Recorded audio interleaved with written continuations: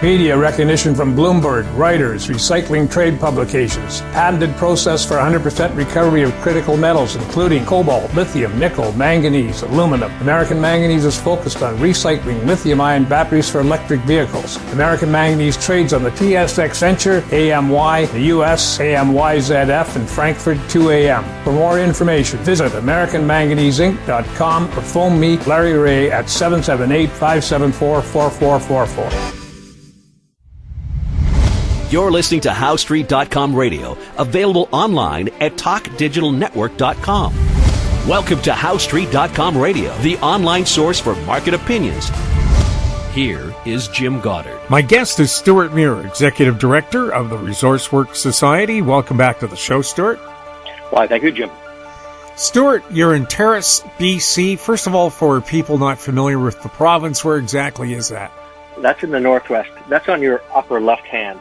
Not all the way up, but just very close to Alaska on the coast. Well, Terrace is not on the coast, but it's close to the coast, darn close to Prince Rupert. It's near Kitimat, where LNG Canada is being built. It's a bustling place. It's always been important in BC and continental North American affairs, but right now it's really important because the Senate Committee on Transportation and Communications is visiting Terrace and has been holding hearings to learn about one of the big issues. And what would that big issue be? It would be, in shorthand, it's the tanker ban for the North Coast, Bill C-48. This is the Trudeau government's attempt to pass legislation that will make it forever impossible to transport what they call persistent oils, so crude oil, marine diesel. There's a whole bunch of things that would fall into that category because they say that you can't do it safely. It flies in the face of pretty much all the evidence, but it's a political decision that they've pursued, as governments do. And right now, the Senate, having received this bill after 3 hearings by Parliament, now the Senate gets a hold of it, as is our system, and they decided they would go out and talk to Western Canadians because they realized after their hearings started in Ottawa, they weren't hearing from anyone.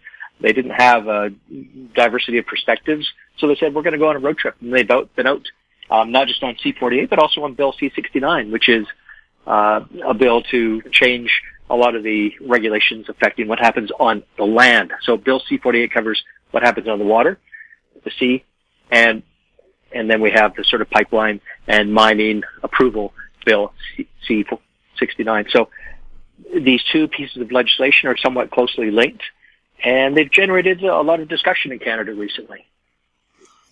Why is it's okay to have oil tankers on the East Coast bringing Arab oil to Canada, but not okay to have tankers on the West Coast transporting Canadian oil?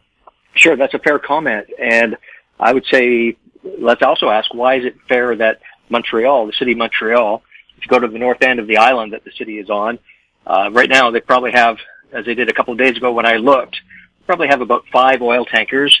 They ship probably crude oil, 5 or 6 million tons of crude oil out of that port every year. They dock their tankers very close to residential neighborhoods in Montreal. Across the river from where those tankers are, there's the Parc National des Îles de Boucherville. That's a provincial park, despite having national in the name. And it's a special place. And they think it's fine to have these activities. If you go to the Gulf of St. Lawrence, you'll see that this is some of the highest risk area for shipping, but nevertheless, they have a massive amount of oil shipping. But on the Northwest Coast, there is this idea that it's not possible to have safety or what they call area-based risk management in place like everywhere else in the country. So I think you have to conclude that this is really just about politics rather than a technical assessment or scientific case. Now, when you said ban tankers forever, would a change in government be allowed to change the law? How can you make it permanent? Well, I mean, that would be the intent. If you pass a law, it's because you want it to be permanent. Of course, governments do have the ability to amend or change laws in different ways. But right now, to move from having what they call the voluntary tanker exclusion zone, which has been in place for a long time, for decades, and has actually worked fairly well. No one's much bothered by it. To move from that to something that legally enforces an absolute ban on any opportunity. When those in the room at the Senate hearing that I attended this morning heard from the Nishka president, Ms. Clayton, on her people's desire to have a tanker port and pipeline that would allow her First Nation to have jobs and get revenues, that I think surprised some of the senators, because they've been hearing that First Nations are all against tankers and pipelines. Well, that's just not true. There certainly are some who are, and their views need to be heard and respected. But to say that that's the case, I mean, there were a number of different First Nations, not just the Nishka, who voiced their great discontent with the existence of this bill. So it's, I think, far from settled that you could say First Nations are against tankers in the north of BC. Stewart, I think you were the one who pointed out to me during one of our interviews that, say, along the Trans Mountain Pipeline route, all the First Nations along there voted to approve it, but yet you have people who live, in some cases, hundreds of miles away from it, opposing it. Oh, yeah, that's true. And there's, a couple of First Nations, small number, 3 or 4, that oppose it. They happen to be ones that are very well organized. I think this is also, I mean, not to overlook the fact that there are some genuine issues. I think there are also First Nations that have been more maybe open to the environmental groups, the kind of groups that Jason Kenney's talking about, to accept their organizing and in some cases their dollars to come and use First Nations as a kind of prop. And this is what First Nations themselves are saying. It's not me. A prop to oppose projects, so that what the public sees, I think, is very different from the reality. But again, I mean, I need to be very careful, because I think it's important to acknowledge that there are First Nations who've got genuine issues. They need to be respected and listened to, and find solutions, because it's not a simplistic world in anything we do on the material front. We need to have hydrocarbons. They need to reach the places where they're required. That's the nature of living in the world. And how do we do it safely? Nothing is risk-free. Getting out of bed and crossing the street is not risk-free. Shipping oil by tanker is not risk-free, but, you have to manage the risks. That's what it's all about. Since perhaps one of the world's most famous oil spills, the Exxon Valdez in Alaska, has it not been a requirement, at least along the West Coast, but I think for the rest of the world as well, that oil tankers be double-hulled? And since that requirement came in, there's been no major accident. Yeah, it's not just the fact that they're now double-hulled. It's that there was an entire regime change. And over those 3 decades since then, we've seen successive legislative worldwide new laws come in that have made it so safe. So it's the way that the ships are constructed, but it's also how they're operated, what the pilotage is, how they are accompanied by tugs, the use of satellite technology to understand the location, to anticipate when the bad weather comes, all of this stuff to mitigate the risk. I mean, you look at, say, the Gulf of Mexico right now. So that's Texas and Louisiana and Mexico. There's oil ports around there. Recently, as I showed the senators today, right now there's probably more than 400 tankers that are floating around in the Gulf of Mexico. Now, if you're going down to Cancun or Cuba, the beaches down there, you've got tankers passing by. You might not see them because they could be out of sight, but there they are, and there are hundreds passing by all these beautiful beaches. And in the Gulf of Mexico alone, there's over 400 of these tankers right now. It's happening safely. It happens every day. No one is raising a great ruckus about it when they book their Florida vacations from Ottawa or Montreal to flee the cold. They don't even talk about it. They probably don't even know about it because they don't see it. But if you, as I do, you look at the satellite mapping information and you study it, you realize BC is almost a backwater of tankers in the sense that we have almost zero tankers. I mean, the number of trips is so tiny that occur in a year compared to, say, look at Singapore. I mean, gosh, there are thousands of tankers in the waters in Southeast Asia that are transporting oil safely despite typhoons and cyclones and, piracy, all of the different things that happen. And it happens every day, and it happens safely. So I think a little more perspective would be helpful to the senators, and that's what I try to give them by sharing some maps from the reality of geographic information systems, so they could see that for themselves. They appreciate it so much. Almost every senator thanked me for showing that information, because they now have some additional perspective with which to make their advice to the government. Stewart, do you think you had more impact than most of the people who testified because of your background as a journalist at the Vancouver Sun, one of the most respected papers in the country? Well, being back here, and Terrace is a place I love to get to. The Northwest is just gorgeous any time of the year, whether it's moody and foggy and low cloud cover in the winter or just the glorious summer months. I love it any time of the year. And in 1997, when the Nisga'a Treaty, the historic Nisga'a Treaty, $200 million settlement for that people was created. It was a collaboration between the federal and provincial governments, and then the new Nisga'a-Lissam's government. That was a massive breakthrough. I do remember at the time at the Vancouver Sun, we did an extensive report on it. We actually won a Webster Award, a newspaper award, media award for our work on that project. And I mentioned that to the senators because I have been following these issues for more than 2 decades, and I think it's terribly important that we recognize the diversity of views and try to calm things down. Yesterday we had the BC Environment Minister up here telling them what they should and shouldn't do. Not really making a rational case. Just it seems as if there's a lot of opinion around, but there's very little information. So as journalists, we can be providers of that neutral, fact-based perspective that helps to guide wise decision making. Stewart, what would you say your key message to the Canadian Senate Committee was? It was be aware of a larger context. By 2050, there is going to be an immense increase, even in the energy consumed in the world, and in places like India and China, the amount of energy they require. And it has to come from somewhere. It needs to come from renewables, lots and lots. I'm not against renewables. But the reality is, any expert you talk to, and I consult the work of experts constantly to make sure that I'm talking sense, there will be an enormous increase in the amount of hydrocarbons, oil and gas, required. And Canada can be part of that story. We can be an environmentally, I think, advanced part of it because of our regulations that require us to operate safely for the environment and always have a lowering of GHGs and environmental impact. I mean, that's the Canadian approach. It's not the rest of the world's approach, not everywhere. There are some other good players, but we are really among the best.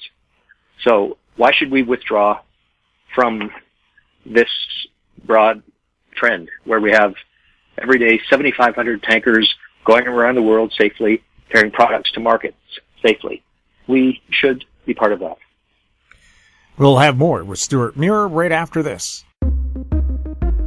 Hi, I'm Douglas Mason, President and CEO of Rainy Mountain Royalty Corp., RMO, on the TSX Venture Exchange. Rainy Mountain Royalty Corp. is a Canadian-based mineral exploration project generator. The company currently holds multiple property interests in Ontario with joint venture partners and is seeking further joint venture partners for other drill-ready properties in our portfolio. For more information, please visit our website at rmroyalty.com or call me at 604-922-2030.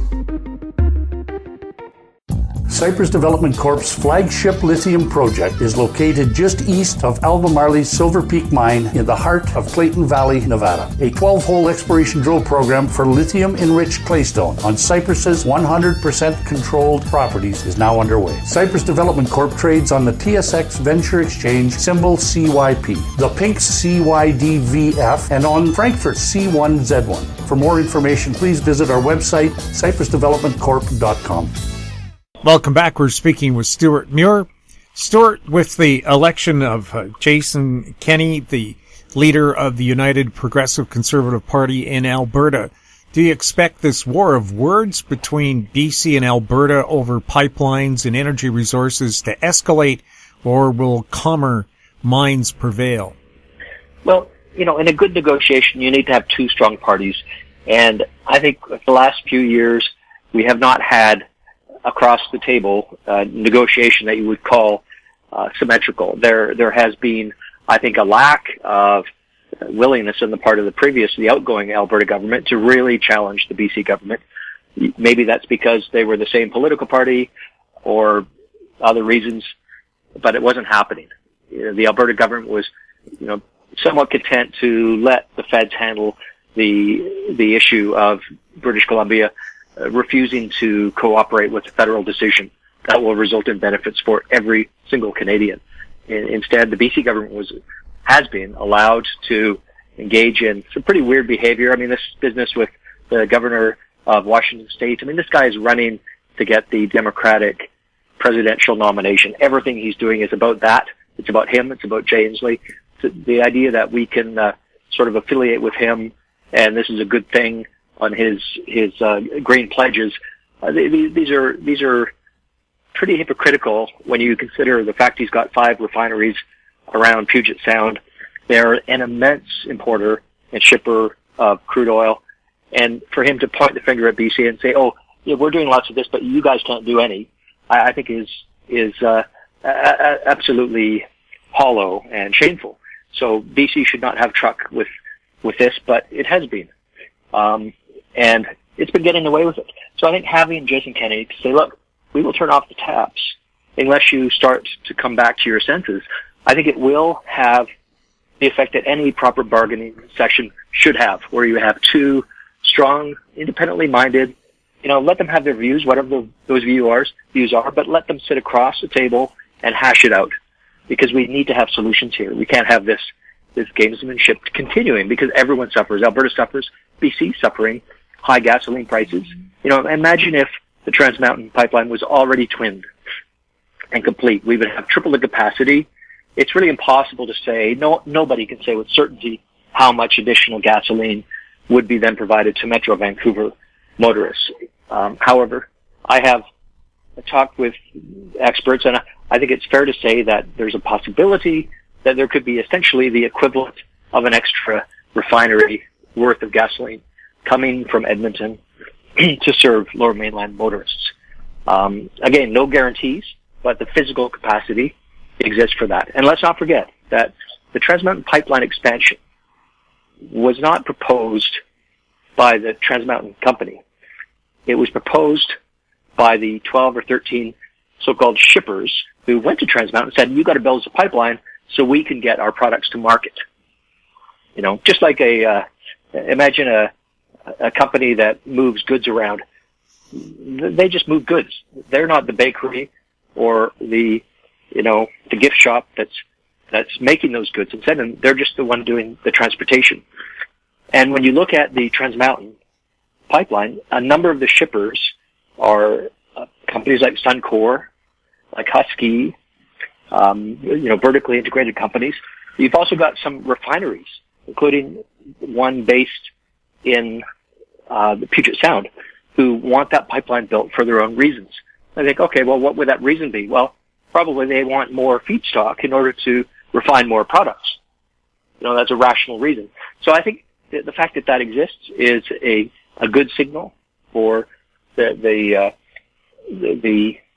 inevitability of this pipeline being completed, because it is needed to fulfill market demand. So that's how Vancouver drivers can win. That's a very long-winded way of saying it, but I think there is definitely a path to this pipeline being completed and providing benefits for residents. We'll have more with Stewart Muir right after the break.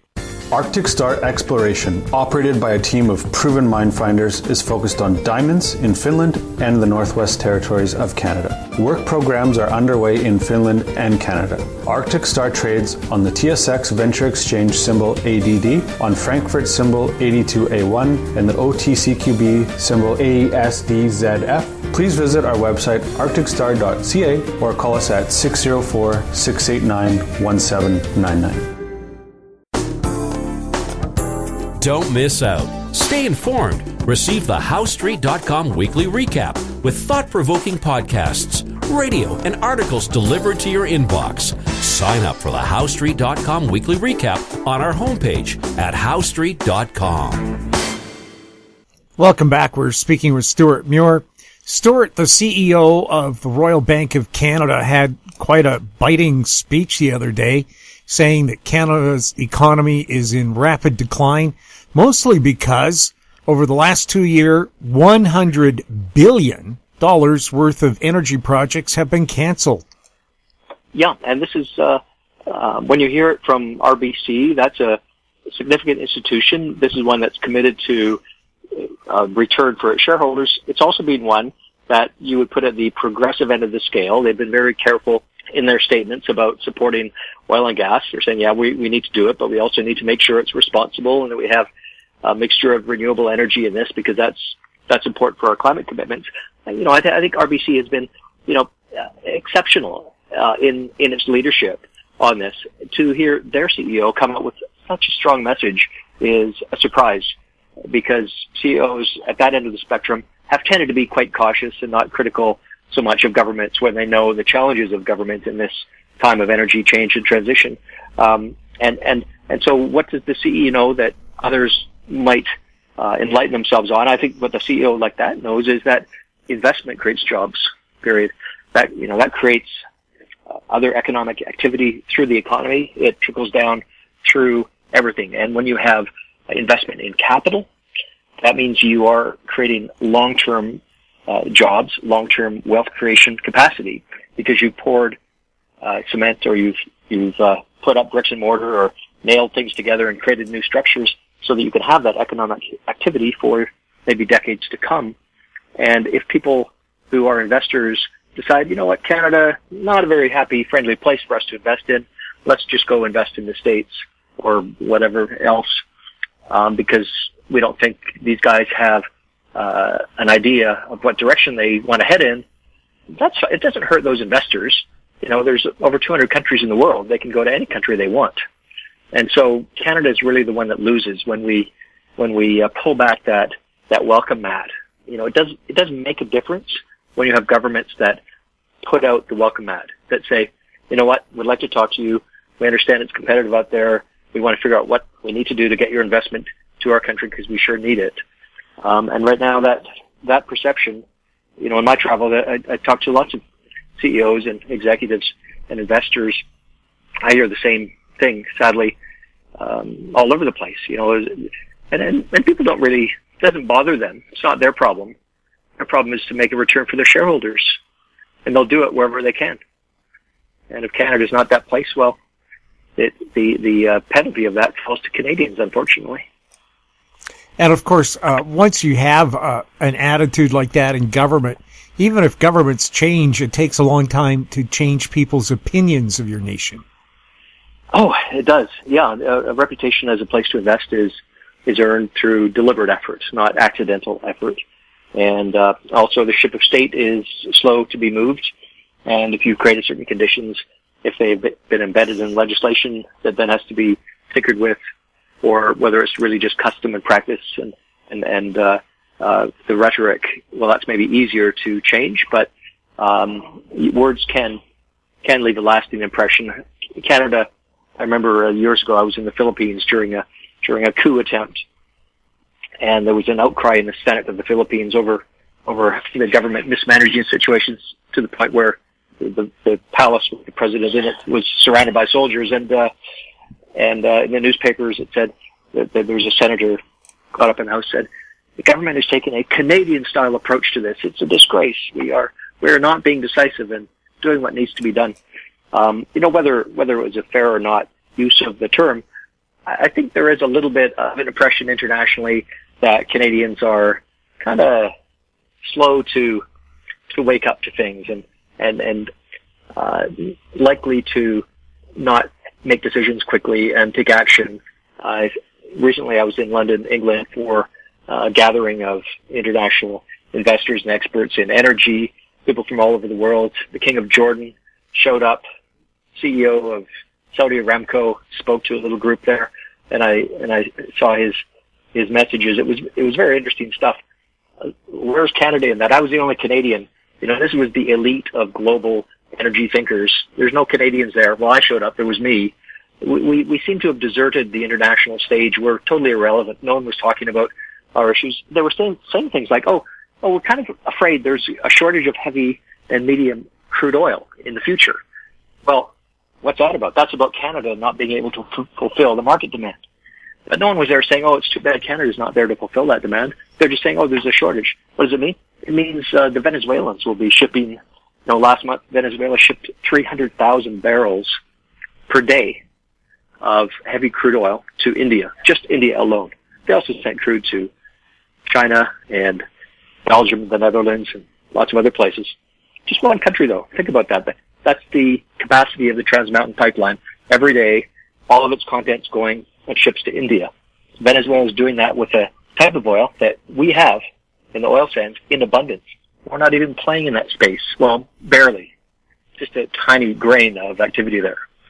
So that's the reality of what's going on.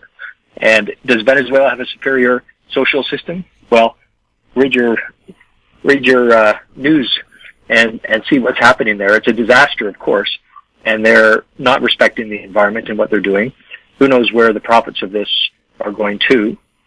And Canada's just sitting on its hands. It's a real shame. Stewart, anything else you wanted to add to today's show? Well, I always appreciate the chance to have this discussion. Jim, I hope you're feeling better. I know you've been a little under the weather this week, so take care of yourself and get better for next time, okay? I certainly will do my best. Okay. My guest has been Stewart Muir, Executive Director of the ResourceWorks Society. His Twitter handle, @SJMuir. His website, resourceworks.com. If you have any questions for Stewart or any of our other guests, you can send them to info@howstreet.com. Find us on Twitter @HowStreet. Our YouTube channel is Talk Digital Network. I'm Jim Goddard. Thanks for listening. Comments made on HowStreet.com radio are an expression of opinion only and should not be construed in any matter whatsoever as recommendations to buy or sell any financial instrument at any time. Available online at TalkDigitalNetwork.com. HowStreet.com radio is a production of HowStreet Media Incorporated.